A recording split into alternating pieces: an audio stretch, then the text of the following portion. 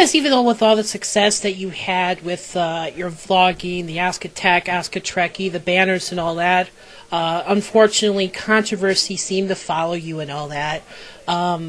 As everyone else knows, you left livevideo.com due to the certain drama that went around. But now looking back, thinking about it, in your opinion, what is your view of the state of this website, livevideo.com? I need to watch myself in this one. I don't want to get your channel shut down, Walkie. My thoughts on live video in general. Live video as a site is a good site. It's got good features. When the encoding actually does work, it's got a really fast encode rate. The video quality is superb. It's second to none, apart from my own video sharing site, but that's not for vlogs. The sound quality is fantastic, although YouTube's caught up in the sound quality now. It's feature rich. When the new live video site launches, it's going to be even more feature rich. Chat rooms, groups, all the rest of that palaver. But where live video excels in features, it lacks in organisation. And this site has sorely lacked in organisation for the past 2 months at least. The past 2 months. Probably 3 months from the top of my head. The administration team of this site basically are never seen. They're never heard from. They don't answer anyone's gripes, and if they do answer people's gripes, it's with a short one sentence. Oh, we are getting ready for the relaunch of live video. Well, I've been saying that for the past 2 frickin' months now. Where the hell is the new live video? People are having issues with the site. A lot of people have left because they're having issues with the site. You know, out of all the people who have left live video, about half of them have left because of the issues with the site itself. Not the drama, not people in live video, the site itself is starting to have severe issues for people in the UK and major parts of Europe and in some places in Australasia, which covers Australia, New Zealand, and that area of Asia to the very east. Live video itself is the sinking ship. I was the first one to coin the phrase live Titanic as far back as April of this year. And in my eyes, when D-Day, my idea of D-Day came around on August the 19th, it was at that point that live video hit the iceberg. And they've been slowly but surely taking on water and sinking ever since. The people of this site might not realise it, but the ship's already sunk.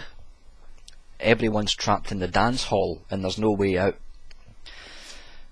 Whether the ship can be rescued, or whether the people on board can rescue the ship itself, is entirely up to the live video administration, who quite frankly have been silent, or it's up to the actual people, the community of live video itself. It's as simple as that. Live video's got a good site, it's got a fantastic community. Even though there's drama, it's still got a fantastic community. And that includes everyone. But it's sorely mismanaged. Very, very interesting comments there. During your tenure on livevideo.com, and I hate to put you on the spot, but I like to do that. But in your opinion, out of all the channels that you watched, really, which of the vloggers, in your view, is probably your favorite, maybe the one that you watch the most? And on the other coin, you don't have to answer this if you don't want to. I'm not going to push you. On the other hand, which of the vloggers on live video did you least like? So, put you on the spot, but... Damn. Put me up against a wall, Walkie. Right, that's twice you've done it. Answer to the first question. In the early days of me in live video, I used to be glued literally had my face glued to the screen watching Elvibian Cynic, Sid. Used to have a crush on her. Yeah, I do, I'll admit it. Used to have a crush on Sid. Don't anymore. I have a crush on someone else now, who I won't mention. But yeah, Sid, there's still a soft spot in my heart for Sid. Elvibian Cynic's a fantastic vlogger. That was in the early days when I didn't really know anyone in live video. Viper, of course, he'd done some fantastically funny videos in the early days of his Viper 231 channel. Agarbon, who constantly eats. Caveman, the old days of Caveman, all through the clubs fiasco. There's so many folks. Who else was there? Brad Thunder, used to watch him all the time. Argent, post Zen Archer Argent. You know, this is after the time when him and Zen Archer was having a pissing match. After the whole Zen Archer affair, Argent calmed down and started making good videos. Sammy used to watch her quite a bit in the early days. Stylidium. There's loads of people. Literally loads and loads of people. I was stuck in this screen watching live videos for 10 hours a day. And at that time, there was enough content to do that every single day. There was enough content back then. But there was loads of people. And more recently, Glass Chick, Old Marine, Tree 3, Blanche Noe, Sylar, when he actually does make a frickin' video, he's vanished off the face of the planet. There's loads and loads of people that I used to watch. I'd name them all, but it would make this video about 2 hours long, and, well, TLDW, even by my standards, quite frankly. Who I don't like to watch. I like to watch everything. If it's got someone's face on it and they're talking into a cam, I don't mind. The one thing I don't like, though, is people who... Now, there's two types.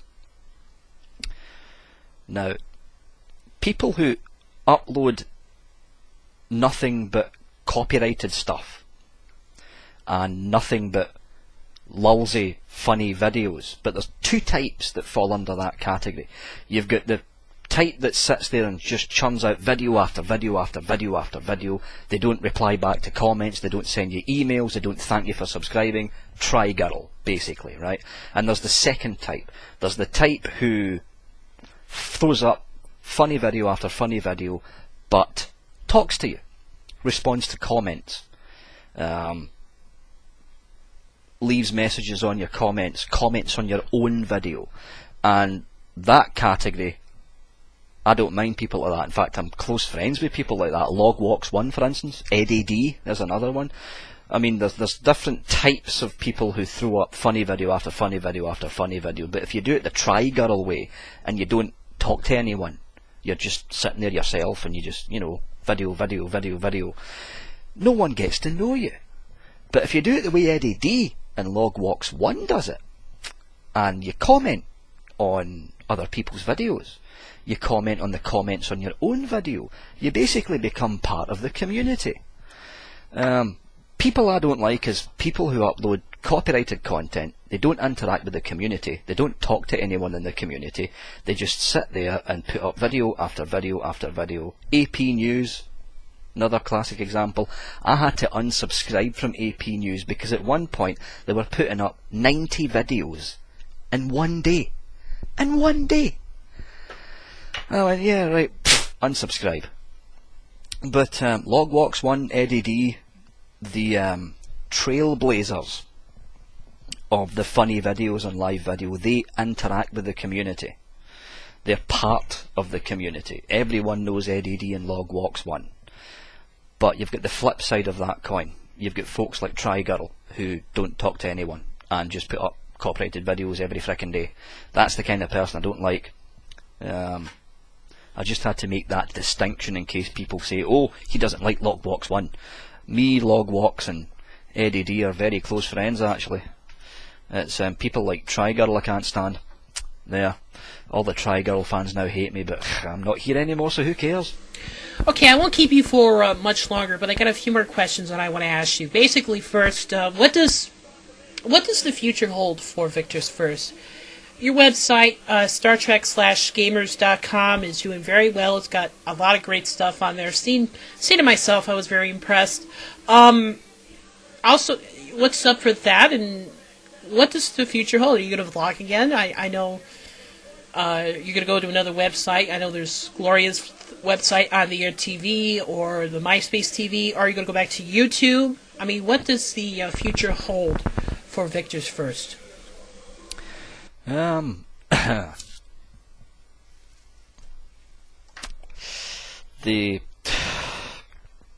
use a vlogging analogy here, the Star Trek Gamer site is basically the YouTube of the Star Trek games franchise. It's been there forever, basically. Been there forever. It was the first and only website to have a direct interview with the man responsible for running the Star Trek games franchise. His name was Mr. Harry Lang. He's no longer got the job. But no other Trek gaming site, no other gaming site, to be perfect, no other gaming site on the Star Trek franchise side ever had an interview with Harry Lang. We were the first and we were the last, and the interview took place 9 months before the handover from Paramount to CBS.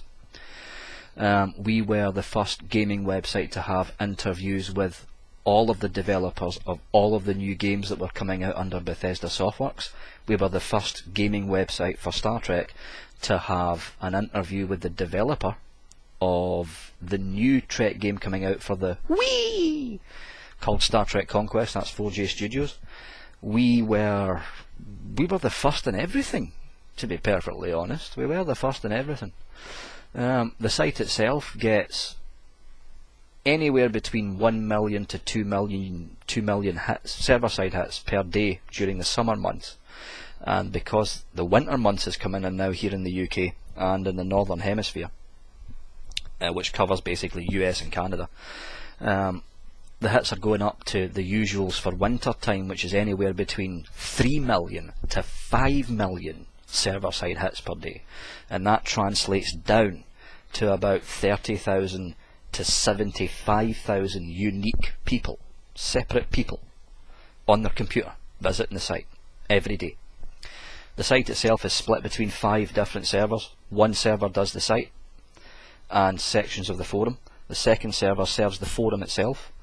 The third server does the podcast and the videos and the images for the forum. The forum takes up a lot of bandwidth, by the way. The fourth server, which might soon be closed, we don't really need it anymore, but the fourth server is the backup server. And the fifth server was the new server that was opened up, and that takes care of the TeamSpeak server and the video hosting server. Yes, STG does host our own videos, much like YouTube and live video, except it's not for vloggers, it's for Star Trek gamers to upload game caps and do gaming vlogs. So yeah, I think I've done enough adverts for the STG. We'll move on.